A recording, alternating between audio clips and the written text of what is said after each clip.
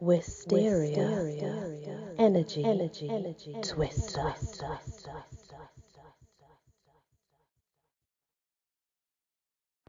Hello everyone, welcome back to my channel and these bite-sized tales. So this one in particular is called Hounds and it's by Heather Biederman. Right on time, the woman with the silver hair and shiny blue eyes opened the heavy wooden door. Jake Kincaid smiled easily as he stepped inside. The large stone house was nestled in a dark, forgotten woods. The nearest neighbour had to be over 10 miles away, and the whole property was surrounded by a large stone fence. He was lucky the directions were so good, or he would never have found the gate. An ivy-draped entry that seemed intentionally easy to miss. "Glad to meet you, Mrs. Rochester," he said, and shook her tiny, delicate hand. "Oh, please, call me Mina," the woman said warmly. The house was brightly lit with soft furnishings and happy pictures of children playing on the walls. There were Halloween jack-o'-lanterns decorating tables. A pie was baking somewhere, and Jake felt instantly at home. An unusual painting of a woman whose face was half skeletal blue and half beautiful pink skin was hanging on the wall. Mina saw Jake looking at the painting, and she started to explain its meaning. "That is the goddess Her," Mina said. "Like Helen the Devil?" Jake asked. She sighed and shook her head. "No, like Her from the Norse stories. Hel. She rules the underworld." Jake shrugged and tried to fake appreciation. He honestly didn't care all about the history and tried ancient religions. "May I take your coat? Would you like a beverage?" she asked. "Oh, nothing to drink for me." He slipped his coat off his tall frame. "I'm just excited to see the dogs." "How about we get to it?" Mina nodded. "Hounds. Before we see them, I need to ask you a few questions. These animals are very special to me. I don't let just anyone come see them, much less to find a proper home for their pups." Jake, an agent from the USDA in the Center for Animal Welfare, found the ad on an exotic animals website that was sometimes used by the criminal element looking to sell illegal animals to private buyers. He couldn't believe this grandma in front of him was a criminal, though. "So, from your post to me, you said that you were looking for special animals to care for." A faint howl sounded from not too far away. Jake nodded. Good, she continued. "Now, tell me, Jake, have you ever cared for big animals? I'm talking maybe the size of a tiger or a small bear." "I used to work for an educational animal park up in North Dakota and regularly took care of bears when I was there." That was a lie.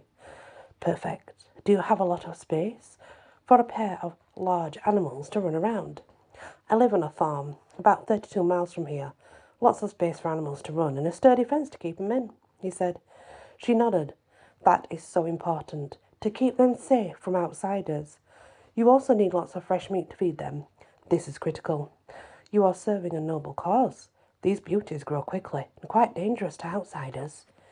Jake pushed a little more.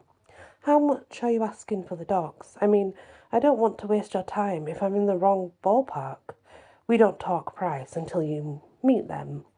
You will see what I mean once you do. Are you still interested?" He nodded, but was starting to feel confused. "But these are dogs, I mean. Sure, they eat meat, but how much special care do they really need?" Her face turned serious. "If you get the calling to the hounds, it becomes your purpose in life. The hounds are everything." He remembered his ex-Tammy had been obsessed with her cats. She made up funny voices for the cats and had them say ridiculous things to him. Those little monsters always clawed the hell out of him and dropped decapitated mice in his shoes. No moment of crazy cat lady sex was worth that. He remembered that Tammy always said the cats were everything to her too. It made his skin crawl. "Of course they are everything to me," he lied and put his hand on top of hers. "We are servants to our pets after all."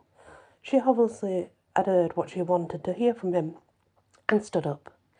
"The hounds will meet you now, Jake, but I warn you that they are dazzling to everyone who encounters them. Astounding, really. Please try to stay calm. Let them come up to you. If they like you, you will know it immediately. We always say let the hounds choose their human companions. It works out best for everyone. Do not feel badly if you are not chosen. It doesn't happen for everyone." They walked down the hall to a large metal door with a complex latch. It was out of place for an old house like this. Mina swung it open, and you saw deep scratch marks on the side of the door into the basement. They walked down stone steps and down another long, brightly lit hallway. At the end was a second metal door. This one was dented on the inside as if something had hit it repeatedly.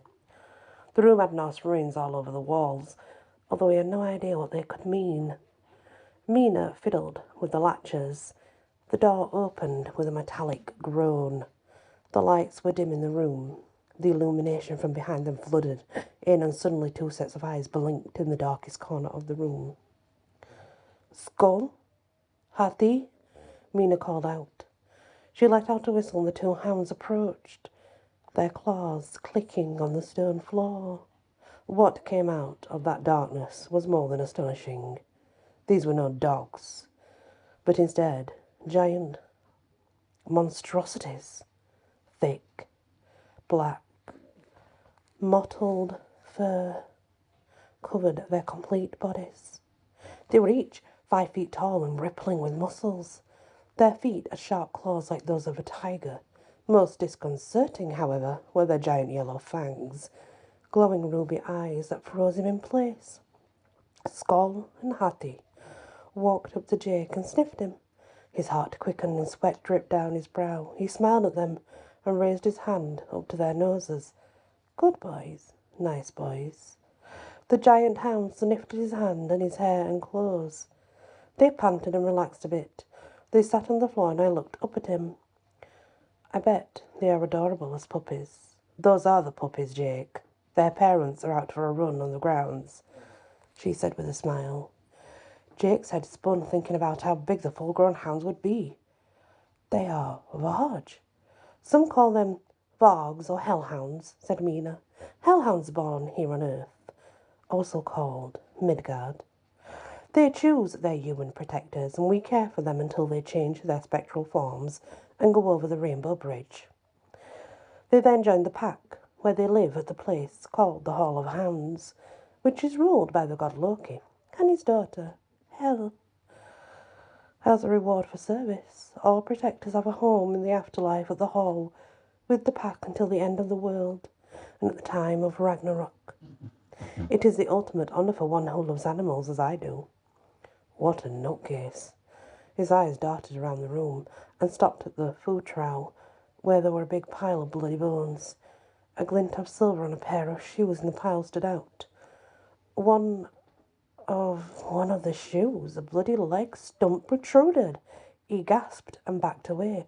"What the? Do they eat people?" Mina nodded. "It's usually cows, sheep, and chickens, but hellhounds happen." "No way." Jake started laughing in disbelief. "This can't be real. Where are the cameras? This is obviously a joke." Jake walked up to one of the hellhounds and started to poke it, looking for some sort of prosthetics or movie animatronics that would give away the con. With that, a growling hellhound pounced up and bit off Jake's probing hand. The other hellhound leaned in and took a chomp out of his leg. Jake fell to the ground, sputtering in shock, trying to crawl away. "Oh, Jake," said Mina, "I was hopeful that when you saw my babies, you would fall in love too. I guess instead you will just have to be their dinner. The world is really going to the dogs, don't you think?" Mina laughed. As she turned to walk out of the room, the door creaked shut and was bolted on the other side. The last thing Jake saw before passing out were two pairs of red glowing eyes leaning in as yellow fangs began to rip at his flesh. The end. I like that story. So if you haven't or do not know, that's all about the Norse following and the Norse gods, and obviously the hellhounds. And then there's Fenrir, you know, different wolves in Norse mythology. But all very interesting indeed. Thank you for listening and many blessings. Wysteria, energy, twister.